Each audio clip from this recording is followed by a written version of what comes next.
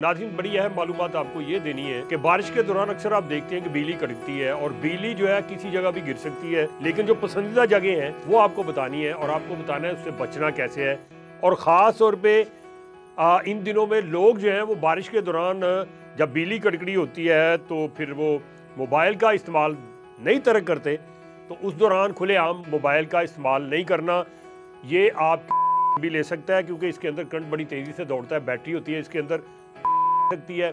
इसको आपने बिजली जब कड़क रही हो तो आपने इस जेब में नहीं रखना क्योंकि इस तरफ दिल होता है, और अगर आप बिजली असर करती है या पड़ती है तो फिर फ़ौरन आपके दिल पे असर करेगी, इसलिए आपने इससे एहतियात करनी है।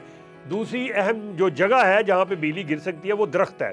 दरख्त के नीचे आपने खड़े नहीं होना जब बिजली कड़क रही हो या बारिश हो रही हो, क्योंकि बारिश एक निशानी है, जब बारिश होती है तो बिजली भी कड़कती है, या बादल ऊपर आते हैं घने हो जाते हैं तो फिर भी ये मसला हो सकता है।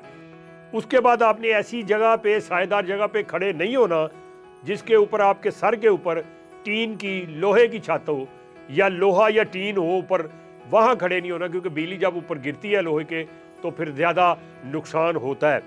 तो ये एहतियातें आपने बहुत ज़रूरी है जो ज़हन में रखनी है। जब आप जा रहे हो बच्चों के साथ या खुद जा रहे हो तो जब बिजली कड़कती है तो अक्सर लोग डर जाते हैं और डरने के बाद वो गिर भी सकते हैं, तो आपने ज़मीन के ऊपर लेटना नहीं है अगर ऐसी सूरत हाल होती है, क्योंकि जब आप लेट जाएंगे सीधे मुंह बल यानी मुंह के बाल जैसे कहते हैं, तो फिर बिजली जब गिरेगी तो ज़मीन के अंदर उसकी जो हरारत होगी तो वो आपके दिल पे ज़्यादा असर करेगी। क्या करना है, आपने एक तो खौफज़दा नहीं होना, अपने आप को संभाल के रखना है, और दूसरा ये कि खड़े होना है पंजों के बल। ऐसे जो आपके अगले पाँव, अगले पंजे हैं ना, अगली उंगलियाँ हैं, उनको यानी पिछला हिस्सा उठा के उनके ऊपर खड़े होना, ताकि अगर वो ज़मीन के ऊपर गिरती है तो आपके जिस्म पे ज़्यादा असरात उसके ना हो। और ये जो चंद एक एहतियात है अगर आप कर लेंगे तो फिर यकीनी बात है बच सकते हैं। वैसे तो आप कहते ही हैं कि अल्लाह ने टाइम लिखा है, कहाँ आनी है कब आनी है, वो अल्लाह ताला की ज़ात वहाँ ले जाती है और टाइम भी आ जाता है।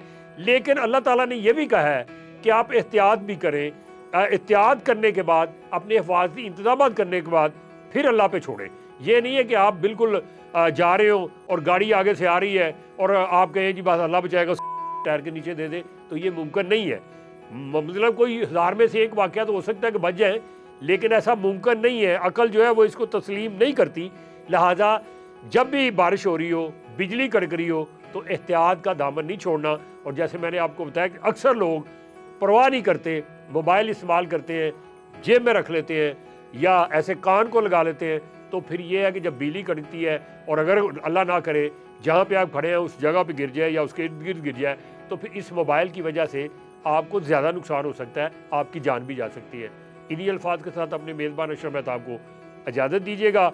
अगर ये मेरी वीडियो आपको पसंद आए और आप समझते हैं कि इस काबिल है कि आगे दूसरों तक जानी चाहिए ताकि लोग भी इन एहतियात को मद्देनज़र रखें, तो फिर ज़रूर इसको लाइक करें, सब्सक्राइब करें और फॉरवर्ड भी करें, आगे भी भेजें ताकि किसी और की भी बद एहतियाती में जा सके।